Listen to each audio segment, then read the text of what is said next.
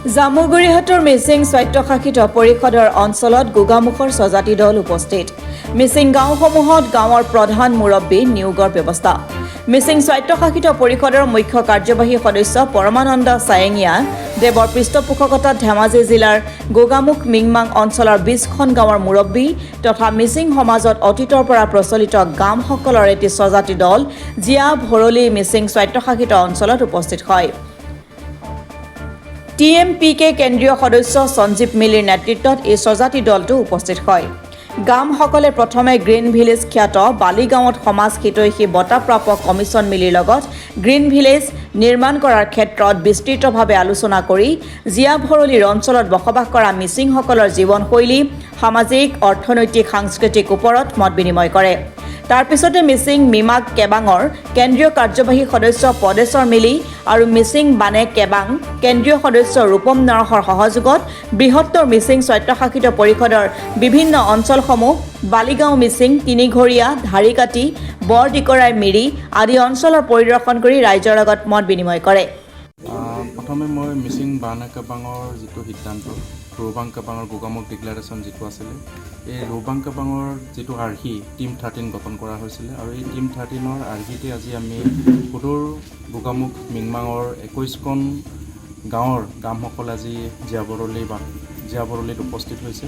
আৰু ইয়াত জিয়া ভৰলীত উপস্থিত হোৱাৰ মূল কাৰণ হৈছে যে আমাৰ টিম 13ৰ জৰিয়তে মিচিং দলংবিলাকত যেনেধৰণে এটা কাম কৰিব লাগে বা দলং বা গাঁও নিৰ্মাণৰ ক্ষেত্ৰত গামসকলৰ ভূমিকা যেনেধৰণে হ'ব লাগে বা টিম 13ৰ যেনেধৰণে এটা ভূমিকা হ'ব লাগে, সেই ভূমিকা আগত ৰাখি পেলাই আমি যে টিম 13এ কি কাম কৰিব লাগে বা কেনেধৰণে এটা গাঁও পৰিচালনা কৰিব লাগে বা জাতি গঠনৰ ক্ষেত্ৰত গামসকলৰ ভূমিকা কেনেধৰণে হ'ব লাগে, তাৰ আধাৰত আজি আমি জিয়া ভৰলীত উপস্থিত হৈছোঁ। ইয়াতে আমি উপস্থিত হৈ পেলাই বালিগাঁওস্থ আমি গ্ৰীণ ভিলেজত আমি পৰিদৰ্শন কৰিছোঁ গামসকলক লৈ পেলাই। ইয়াতে আমি বৰটিকৰাই গাঁৱত পৰিদৰ্শন কৰিছোঁ, বালিগাঁৱত আমি পৰিদৰ্শন কৰিছোঁ বা আমি তিনিঘৰীয়াত পৰিদৰ্শন কৰিছোঁ। যে ইয়াত আমি যেনেধৰণে এটা পৰিৱেশ পাইছোঁ যে সেই পৰিৱেশৰ আধাৰত আমি আমাৰ তাতো যে ইয়াৰ পৰা উভতি গৈ পেলাই আমাৰ তাতো এই পৰিৱেশ যেনেধৰণে এটা ইয়াত সৃষ্টি কৰিছে বা গাঁও যেনেধৰণে আমি থাকিব লাগে, গাঁও এখনত যেনেধৰণে আমাৰ পৰিপাতিৰ পৰা আৰম্ভ কৰি বা গাঁও এখনত কি বস্তু থাকিব লাগে, চ' আমি বালিগাঁও আমি দেখিছোঁ। যেনে আমি তাত দেখিছোঁ যে গ্ৰীণ ভিলেজ এখন নিৰ্মাণ কৰিবৰ কাৰণে গছ গছনিৰ পৰা আৰম্ভ কৰি পলিথিন মুক্ত এখন গাঁও হিচাপে তেখেতসকলে যেনেধৰণে এটা প্ৰচেষ্টা কৰিছে আৰু ইতিমধ্যে ভাৰত চৰকাৰে এৱাৰ্ড প্ৰদান কৰিছে বা আমাৰ গাঁও হিচাপে আমি যেনেধৰণে এটা পিছাৰি থাকিব লাগে, পুখুৰী থাকিব লাগে, পুখুৰী নিৰ্মাণ তেখেতসকলে কৰিছে। গতিকে এই সকলোবিলাক আমি যাতে অন্যান্য গাঁওবিলাকতো আমি এই কামবিলাক কৰিব পাৰোঁ, তো সেই কামবিলাক কৰাৰ পিছত আমি ভাবিম যে আমাৰ মিচিং গাঁওবিলাকত এই বানে কেবাঙৰ আৰ্হিত যেতিয়া আমি কামবিলাক কৰিব পৰা যাব বা কৰিব পাৰিম, তেতিয়া আমাৰ মিচিং গাঁওবিলাক এটা সম্পূৰ্ণ এখন গাঁও হিচাপে, প্লাষ্টিক মুক্ত গাঁও হিচাপে বা পৰিৱেশ এটা সুস্থ পৰিৱেশ বা পৰিৱেশ অনুকূল গাঁও হিচাপে আমি প্ৰতিষ্ঠা কৰিব পাৰিম বুলি আমি ভাবিছোঁ। আৰু আমি ক'ব বিচাৰিম যে মিচিং বানে কেবাঙৰ যি পদক্ষেপ, সেই পদক্ষেপ সকলো গাঁৱতে, প্ৰত্যেক গাঁৱতে গামসকলে যেনেধৰণে আজি ইয়াত উপস্থিত হৈছে বা এই গামসকলক লৈ পেলাই যেনেধৰণৰ এটা বানে কেবাং এটা কাম কৰিব বিচাৰিছে, সেই কামক সকলো মিচিং গাঁৱে যে সহযোগ কৰি পেলাই আমি সেই কামবিলাকত বানে কেবাঙক সহযোগ কৰিব লাগে বুলি মই সকলোকে আহ্বান জনাইছোঁ। আৰু মই আহ্বান জনাব বিচাৰিছোঁ যে এই বানে কেবাঙৰ যিখিনি টিম 13 গঠন প্ৰক্ৰিয়াত আমি সহযোগ কৰি পেলাই সম্পূৰ্ণ মিচিং গাঁৱক এক সুস্থ সবল এটা পৰিৱেশ গঢ়ি তুলিবৰ কাৰণে মই সকলো দলংবিলাকক মই আহ্বান জনাইছোঁ। ধন্যবাদ।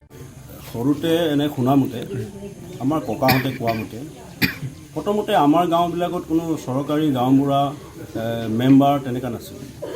প্ৰথম মিচিংসকলে যেতিয়া থোপ খাই পেলাই বসতি স্থাপন কৰিছিল, তেতিয়া গাঁৱৰ মেথাসকলে গাঁৱৰ এজন বিজ্ঞ মানুহ, এজন জ্ঞানী মানুহ গাম পাতি থৈ দিয়া হৈছিল। এই গামজনৰ নিৰ্দেশতে বা গামজনৰ এটা সুচিন্তিত পৰিকল্পনাৰ মাজতে মিচিং গাঁওটো আজিলৈকে বৰ্তি আছে। এতিয়া আমি এটা বানে কেবাং এটা অনুভৱ কৰিব লৈছে যে আগৰ দিনৰ আমাৰ তাহানি ককাহঁতৰ যিটো সামাজিক ব্যৱস্থা, এই সামাজিক ব্যৱস্থাটো কিন্তু আজিৰ সামাজিক ব্যৱস্থাতকৈ বহুত উন্নত আছিল। মানুহবিলাক একাডেমিক শিক্ষা নাছিল যদিও কিন্তু মগজুবিলাক বা মানসিকভাৱে বহুত শিক্ষিত আছিল। গতিকে আমি জনামতে সৰুতে আমাৰ গাঁৱতো আমাৰ ভাষাটো অলপ ইয়াত কিবা বেলেগ হ'ব পাৰে, আগম কাবাঙত ইনক্লুড নহ'ব পাৰে। ভৰলীয়ে কোৱা ভাষাটোত আমাৰ গাঁৱতো এটা গাম থাকে মানে, নহয় জানো? গামৰ লগত তেওঁৰ ডেকা বৰা, সাতোলা, তিনি বৰা এনেকুৱা ধৰণৰ আমিও সৰুতে শুনিছিলোঁ। সেইমতে কিন্তু আমাৰ দেউতাহঁতে সমাজখন ভালকৈ চলাই আজিৰ তাৰিখলৈকে আমাক ডাঙৰ কৰিব পাৰিল। কিন্তু এতিয়া সমাজটো বিশৃংখল।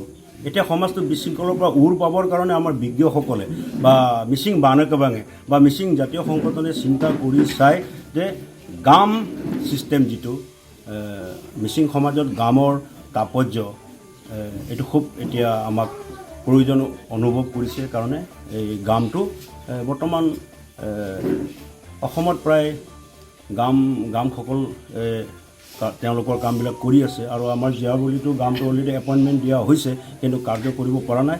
এইকাৰণে আজি আমি মহামান্য সন্মানীয় পৰমানন্দ চাংয়া ছাৰৰ তেওঁৰ সমষ্টিৰ গামসকলক লৈ আমি গোটেই জীয়াবলী আজি গোটেই দিনটো আমি জীয়াবলী ৰাইজকো গামসকলৰ তাৎপৰ্য, গামসকলৰ চিন্তা চৰ্চা, গামসকলৰ যিটো আমাৰ সামাজিক ব্যৱস্থাৰে আমি উন্নত হ'ব পাৰিম বুলি আজি আমি গোটেই জীয়াবলী আজি জাতীয় সংগঠনৰ আমাৰ সদস্যসকলক লৈ বহি আছোঁ। ধন্যবাদ।